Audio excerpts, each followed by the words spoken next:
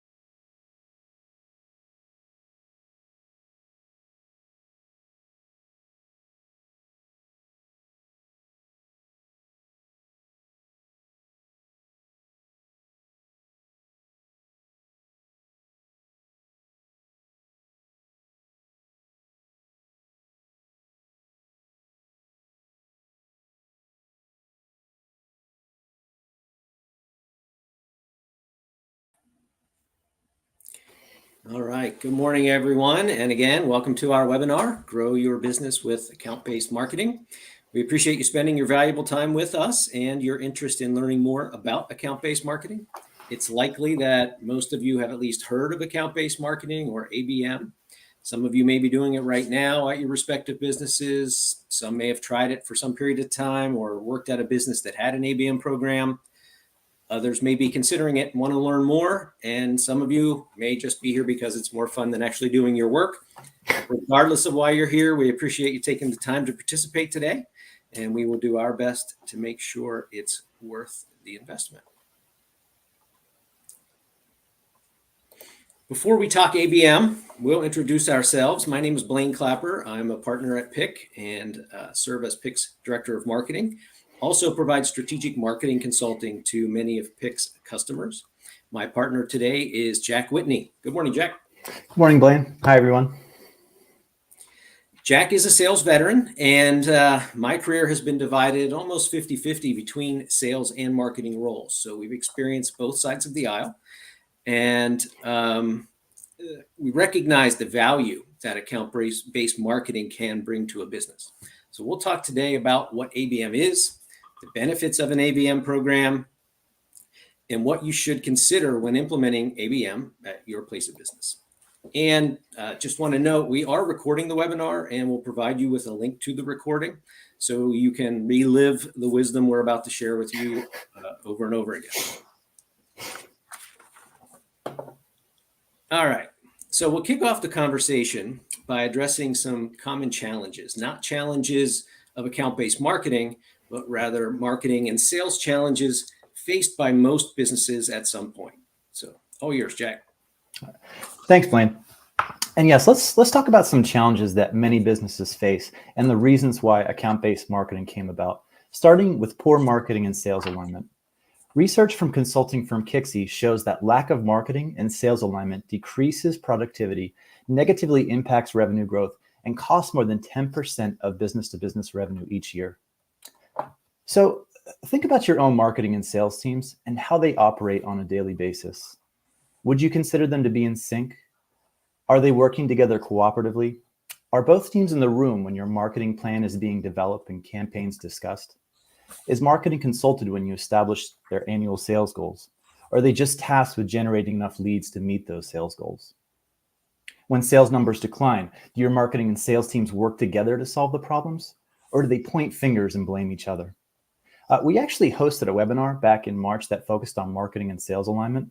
We'll send a link to that webinar in our follow-up email to all registrants if anyone is interested in learning about that topic.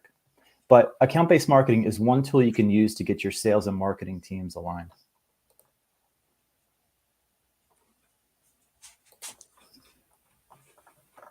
The next challenge we see frequently among businesses we serve is the lack of targeted marketing and outreach. We've all heard the quote from John Wanamaker that half my advertisement spend is wasted. The trouble is I don't know which half. For many organizations, that observation applies to all marketing efforts, not just advertising. The common response to the challenge of not knowing what marketing is working is shotgun marketing. Try everything, advertise everywhere, and hope you generate enough leads to keep sales happy. ABM, as we'll discuss, is the opposite approach. It's highly targeted outreach to your ideal customer profile. The third challenge, an unnecessarily long sales cycle, is largely a result of that shotgun approach to marketing. Your marketing initiatives generate website traffic, get people to your trade show booth, encourage people to sign up for your trial or download a white paper. But are those really sales leads, or are they just unqualified contacts? Most likely, and unfortunately, it's the latter. So you need to spend time nurturing them. Enroll them in a drip or nurture campaign, send them your weekly blog or monthly newsletter, attempt to connect with them in a variety of ways, hoping that they'll self-qualify or either call you or accept a call from one of your salespeople. That all takes time and results in months or a year-long sales cycle. And as the marketing team works hard to turn those contacts into leads, the sales team waits and complains that they're not getting enough qualified leads. So with these challenges, ABM can help, but how? So now back to Blaine with the solution, which is actually very similar to how Blaine and I work together. I deliver the challenges and create the problems, and Blaine provides the solutions. So go ahead, Blaine, do your thing. All right, thanks, Jack. Account-based marketing takes the common lead gen and sales funnel process that Jack just discussed and really turns it upside down. The traditional marketing and sales funnel, the one most of us know best, starts with a large group of potential customers. We then employ a variety of time and resource-consuming marketing and sales activities to identify the true targets and move them through the process to the point where they make a buy or no buy decision. Attract, engage, convert. It's how it works, right? How we've always done it. With ABM, we turn that traditional process on its head. ABM outreach starts with a predefined list of targeted accounts that fit our ideal customer profile as defined jointly by marketing and sales. We then use the highly personalized outreach to engage with those accounts and establish a relationship, ideally a relationship that lasts for a long time. So benefits we see from ABM, marketing resources are focused on select, targeted, and well understood accounts. Leads sent to sales are highly targeted and have been pre-qualified. Marketing and sales work together from start to finish. And sales velocity is accelerated because you're only targeting accounts that fit your ideal customer profile. So we've talked about the weaknesses of the traditional marketing and sales funnel process: shotgun marketing, slow velocity, marketing and sales often operating independently and pursuing goals that may be unrealistic or even contradictory. And we outlined the benefits of ABM, marketing and sales alignment, highly targeted, more efficient marketing, a shortened sales cycle. Now we'll take a step back and address the question, just exactly what is account-based marketing? As defined on the slide, ABM is a business marketing strategy that concentrates on a set of target accounts and uses highly personalized campaigns to engage with and qualify those accounts. Yes, it's like marketing, but with friggin' lasers.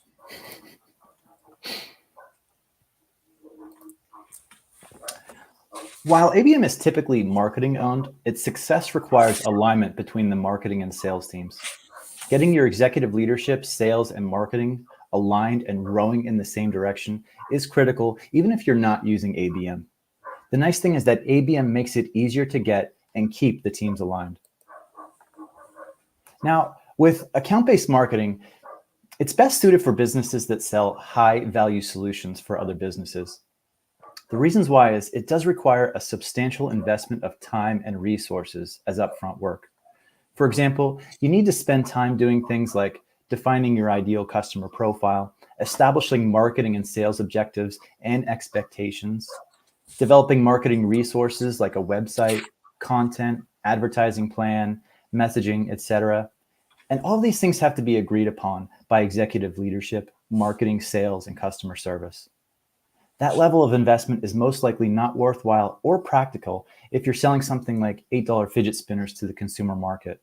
Now, there's nothing wrong with selling fidget spinners. It's just not right for ABM. Our objective with ABM is to match your business's solution to the business that need them most and will receive the most benefit from it.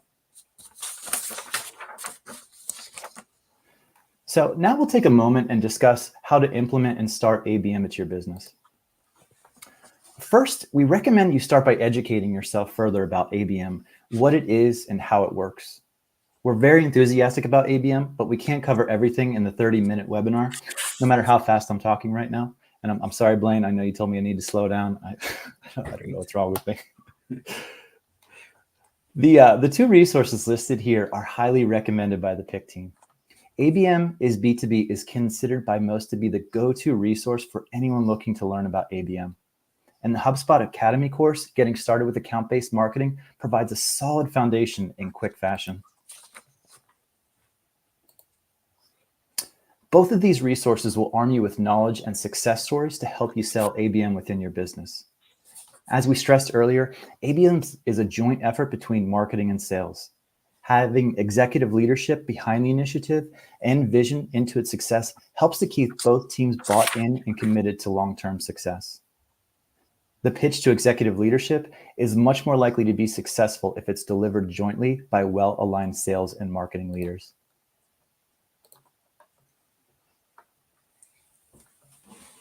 All right. The size of the ABM team will vary from company to company. That said, at a minimum, the team should include a marketing leader, a sales leader, and a business development representative, or BDR. As noted here, the ideal situation is to have more than one BDR. The BDR role is a tough one. High volume outreach is the primary function of the BDR, and that inevitably includes many unanswered phone calls, ignored emails, and often a lot of research to build outreach lists. The process may involve a lot of rejection, so having a partner to collaborate with, share what works and what doesn't, and even compete against is valuable. It's also common for BDRs to not remain in the BDR role long term. Most see the role as a stepping stone toward a full-time sales role, and that's a good thing. Being a BDR is a great way to learn about the company's solution, the marketplace, the buying roles, and how to overcome common objections. In other words, the BDR role is a great way to build your sales team.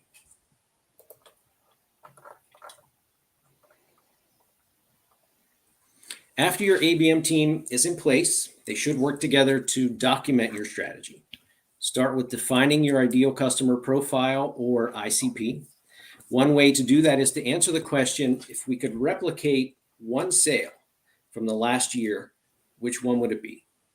Once you've defined or identified that ideal sale, document what made it ideal.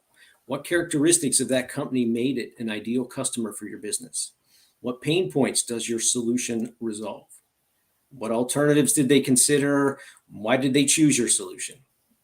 And what was the client's buying process? Use your answers to these questions to define your ideal customer profile, identify target accounts, and build your ABM process. Continue to ask questions and record your answers. What roles are involved in the buying process? How do we establish contact with each of them? What resources will they request along the way?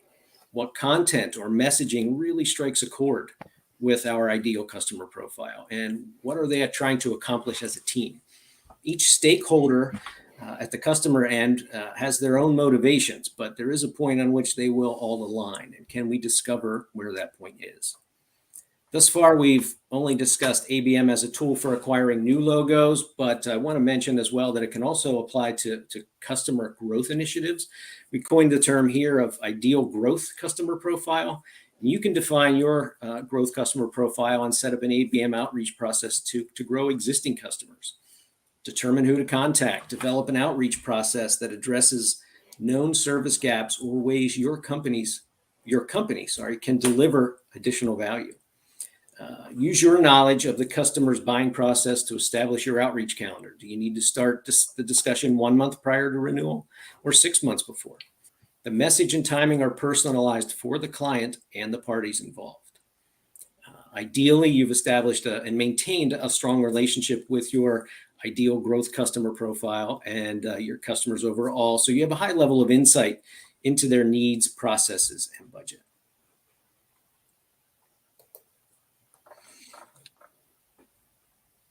The driving force behind account-based marketing is personalization, as we've mentioned. Because you have defined your ideal customer profile thoroughly, you understand their pain points and how to resolve them.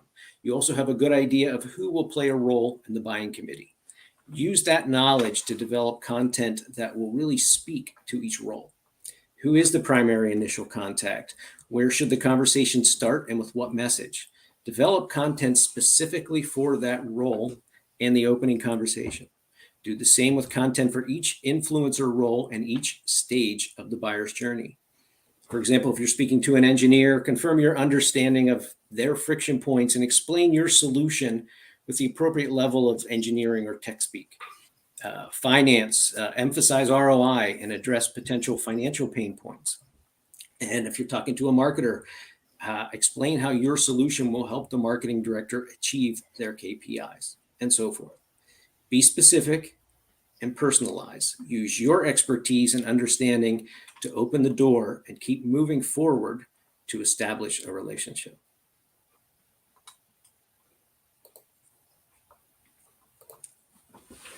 Every promotion and outreach channel is at your disposal. Pick those that you feel will be most appropriate for your ideal customer profile stakeholders or buying committee members. It's likely that you want to employ multiple channels, a combination of both inbound and outbound. Now, we've already established the importance of sales and marketing collaboration to your ABM program's success. Let's talk about what that means. In this section of the presentation, we've separated the interactions into early, later, and middle, not technical, creative, or in order for that matter. So early in the ABM process, when you're defining your ideal customer profile, prioritizing accounts, discussing messaging, etc., sales serves in a supporting role to the marketing team. We list here on this page the key areas where the teams will collaborate, with sales providing valuable input and intelligence to marketing. Sales will share with marketing which accounts are high priority, who to reach out to at those accounts. They'll help them develop call scripts, coordinate outbound strategy development, etc.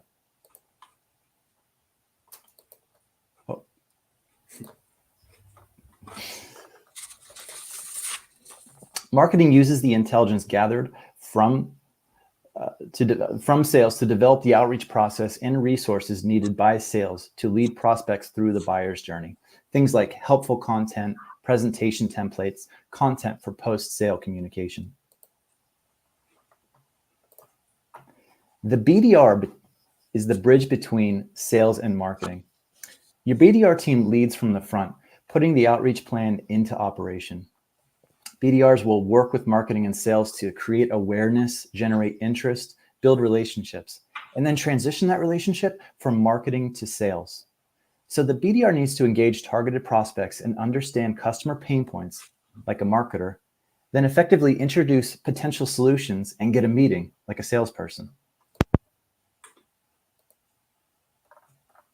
Your BDRs will work with marketing and sales to develop and maintain outreach tools, emails, automated sequences, using a CRM or marketing tool like HubSpot and call scripts. BDRs should use every tool available to them to find the outreach format and messaging that is most effective. That may mean incorporating short, personalized videos into emails or mailing a handwritten letter. Experimentation is encouraged and is often needed to lift your message above the others that are bombarding buyers every day. BDRs are also often asked to data mine to build contact lists, often using a tool like Zoom Info or InfoTelligent for up-to-date contact information. There's a lot of platforms available, And our recommendation is to use the best you can afford. In our experience with these data mining platforms, the more you spend, the better the contact information is going to be. BDRs should meet frequently with marketing and sales leaders to develop feedback and seek guidance. If you have access to a CRM like HubSpot, use the resources in HubSpot. We use it and they provide great features like task managers, prospecting management tools, sequence builders, and offer helpful tips for building emails. And for the new BDRs joining us for the webinar, Mike Tomlin, the coach of the Pittsburgh Steelers, he has a saying and it goes, the secret is, there is no secret. There is no trick or silver bullet that's going to make it easy. It's just hard work and you have to try a little bit of everything. I do find that the moment you start hearing things like email is dead or cold calling is dead, that's the time to do that one thing. When everyone else stops, that makes an opening for you. I've had success with every type of outreach I've used. I can't say which one works because it all depends on the recipient. One might like a phone call and a voicemail, and another may prefer a personalized Loom video. You just have to try it all and not give up on one thing. Establishing in writing the expectations of your sales and marketing teams will go a long way to ensuring the long-term success of your ABM program. One way to do that is to establish a marketing and sales service level agreement, or SLA. In the SLA, each team agrees to do what it takes to meet expectations. For example, marketing may agree to meet certain minimum outreach and lead volumes. In return, sales commits to providing timely and appropriate follow-up to leads generated by the marketing team's BDRs. It's important to put the SLA in writing, have both teams commit to it, and hold them both accountable by sharing the agreement within your business. A critical component of the SLA and to the success of the ABM program are key performance indicators, or KPIs. KPIs, in essence, define success. If you reach or exceed your KPIs, you're doing well. When you miss or are on pace to miss KPIs, it's time to take action. Get the teams together and talk openly about what is working and what isn't. Revise messaging. Try a different form of outreach.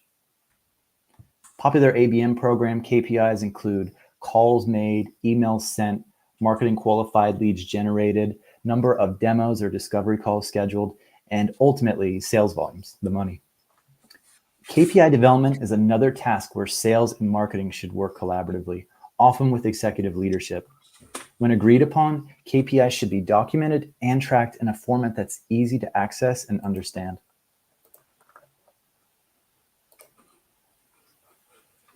Consistent communication with your ABM team, marketing and sales, is critical, as we've stated previously. Your KPI should be the focal point of regular ABM team meetings. The meetings are opportunities to review performance, discuss your strategy, and address any gaps within the buyer's journey. Performance reviews are easiest when your KPIs are readily available via CRM or a marketing automation tool like HubSpot.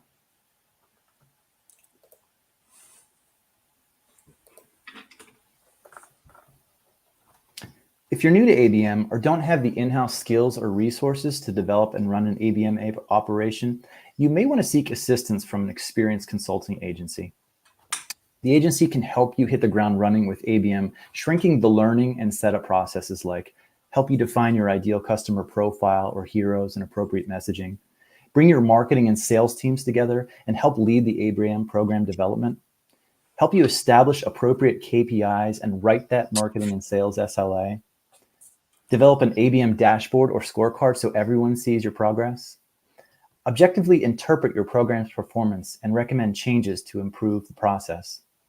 And finally, provide other marketing support like website development, content writing, advertising management, etc. Most small or mid-market businesses lack the resources required to do it all in-house where marketing and sales are concerned. Adding an ABM program may require resources that you just don't have today, and your leaders may not be willing to invest in additional people to give ABM a try. Working with a marketing agency like PIC, shameless plug, can help you get up and running quickly and prove the ABM concept without the need to hire or commit to a major investment in people or other resources. Your agency may be able to actually provide a BDR or BDR team. So you're effectively outsourcing your ABM program. Or they can provide the level of consultation and assistance you need to develop your own ABM program. At this point, we're going to take a pause. That's the end of our presentation. I hope you found it to be beneficial and educational. If not, at least it was free. We're happy to field a few questions at this point. Feel free to put them into the chat and we'll answer what we can with our remaining time. If you have to drop off, feel free to do so. Again, we greatly appreciate you spending your time with us today and hope to speak with you directly soon. So, any questions?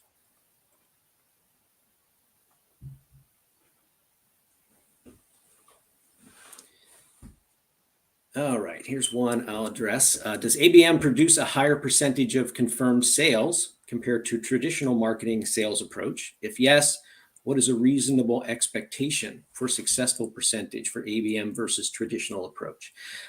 Certainly the percentages can vary widely depending on your operation, complexity of your sales process, and so forth. But one statistic that I've referenced is from a vendor we work with called Rollworks.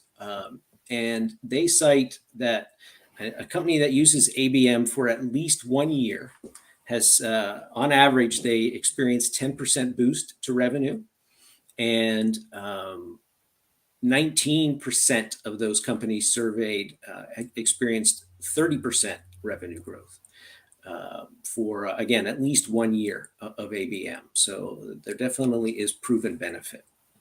And, again, ABM is used for us, at least here at PIC, to supplement our outbound marketing program. And so it's boosted our leads because it's a new marketing channel for us.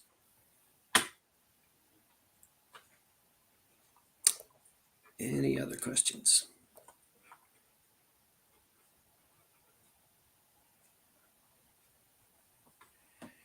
All right. I don't see any others.